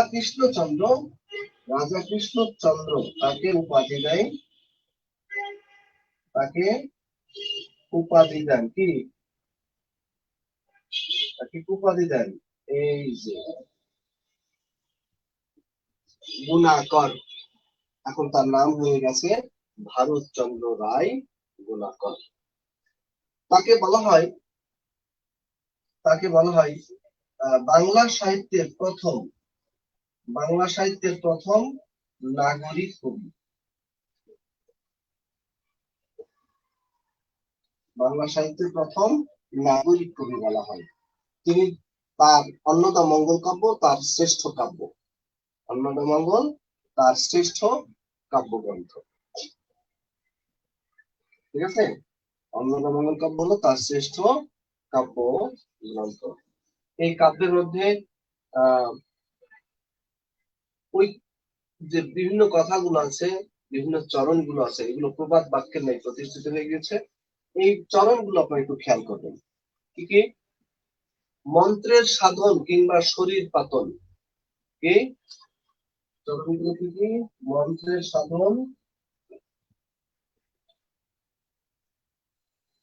কিংবা শরীর পতন। তারপরে অভাগা যদ্যপি চাই, অভাগা যদ্যপি চায় সাগর শুকায়।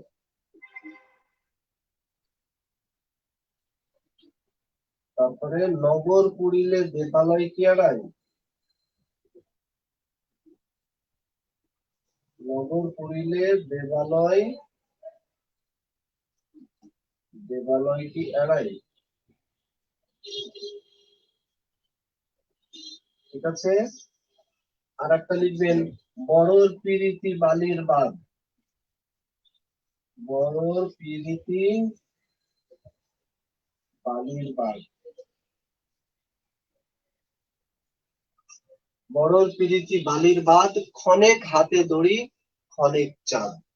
এই যে চরণগুলো, এই চরণগুলোর মধ্য দিয়ে বোঝা যায় যে এই কাব্যটা কতটা বাংলা সাহিত্যে একটা প্রভাব সৃষ্টিকারী সাহিত্য, এবং আধুনিক যুগের ছোঁয়া আমরা এই কাব্যের মধ্যে দেখতে পাই। যদিও ভারতচন্দ্রের মৃত্যু 1760 সালে, তিনি ছিলেন মধ্যযুগের কবি, কিন্তু আধুনিকতার ছোঁয়া তার কাব্যের মধ্যে সুস্পষ্ট ছিল। এই জন্য তাকে কি বলা হয়ে থাকে? বাংলা সাহিত্যের প্রথম নাগরিক কবি। ঠিক আছে, তাহলে আজকে আমরা এই পর্যন্তই আলোচনা শেষ করলাম। এরপরে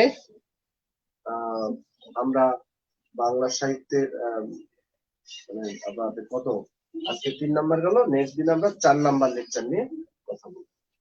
4 নাম্বার লেকচারে আমাদের আলোচনা হবে কি নিয়ে? 4 নাম্বার লেকচারে আমাদের আধুনিক যুগের কবিদের নিয়ে আমরা কথা বলবো। তাহলে আজকে এই পর্যন্ত থাকলো। সবাই ভালো থাকবেন, সুস্থ থাকবেন। আর মধ্যযুগের যদি আর বেশ কিছু টপিক আছে, কিন্তু প্রশ্ন আসার মতো টপিক এখানে আর কম। তবে আরাকান রাজসভায় বাংলার সাহিত্য এবং রোমান্টিক ধারার যে সমস্ত প্রণয় কাব্য সেগুলো সম্পর্কে একটু আপনারা দেখে রাখবেন। আরাকান রাজসভা, যেটাকে রোসাঙ্গ রাজসভা বলা হয়ে থাকে, আরাকান রাজসভা ছিল বাংলাদেশ, এ পাশে বাংলাদেশের চট্টগ্রাম আর ওই পাশে ছিল মায়ানমার, এই অংশটা নিয়ে। এই আরাকান রাজসভা ছিল বৌদ্ধদের, বৌদ্ধ শাসন, কিন্তু হিন্দু কবি সাহিত্যিকরা এখানে যথেষ্ট মুসলিম কবি সাহিত্যিকরা যথেষ্ট আনুকূল্য লাভ করেন। এই আরাকান রাজসভার কবি ছিলেন দৌলত কাজী, যিনি প্রথম কবি। এই আরাকান রাজসভার কবি ছিলেন আলাউল, যিনি শ্রেষ্ঠ কবি। এছাড়া মজার ব্যাপার হলো, এই আরাকান রাজসভায় একজন মুসলিম শাসক অমাত্যদের মধ্যে একজন মুসলিম ছিলেন, যার নাম ছিল কোরেশি মাগন ঠাকুর। তিনি অমাত্য হিসাবে তিনি ঠাকুর উপাধি পেয়েছেন, আর তিনি কুরাইশ বংশজাত ছিলেন, সেই জন্য তাকে কোরেশি বলা হয়ে থাকে। তার কাব্যের নাম ছিল চন্দ্রাবতী। এবং আরেকজন কবি ছিলেন মর্দন, তার কাব্যের নাম ছিল নসিরানামা। এই ছিল আরাকান রাজসভার বাংলা সাহিত্য। এখানে রোমান্টিক ধারার সব প্রণয় কাব্যগুলো রচিত হয়েছিল। আলাউলের এখানে যে কাব্যগুলো আমরা পেয়েছি, একটা কাব্য তিনি রচনা করেছেন সতী ময়না ও লৌর চন্দ্রানী, যেটা দৌলত কাজী অসমাপ্ত রেখেছিলেন, সেটা তিনি শেষ করেছেন। এছাড়া শ্রেষ্ঠ কাব্যগ্রন্থ হলো পদ্মাবতী। এরপরে আমরা তার কাছে কাব্য পেয়েছি তোহফা, তারপরে সিকান্দার নামায়া, সাইফুল মুলাব বদিউজ্জামাল, তারপরে শব্দ পয়কর, তারপরে তিনি রচনা করেছেন রাগতাল নামা, এরপরে পদাবলী আমরা তার কাছে পেয়েছি। এই ছিল আরাকান রাজসভার বাংলা সাহিত্য। আর এছাড়া প্রণয়, রোমান্টিক প্রণয় কাব্য যেগুলো আমরা পেয়েছি মধ্যযুগে, এর মধ্যে শাহ মোহাম্মদ সুবীর রচনা করেছেন ইউসুফ জুলেখা, তারপরে দৌলত উজির বাহরাম খান রচনা করেছেন কি লাইলি মজনু। ঠিক আছে, এই কাব্যগুলো ইম্পর্টেন্ট, এগুলো একটু মাথায় রাখবেন। ঠিক আছে, তাহলে আজকে এই পর্যন্তই রাখলাম। আশা করি ভালো থাকবেন। আর পড়াশোনা আপনারা চালিয়ে যান। যদি কোনো সমস্যা থাকে কমেন্টসে নক করবেন। আজকে এখানে এই পর্যন্ত বিদায় নিচ্ছি। আল্লাহ হাফিজ।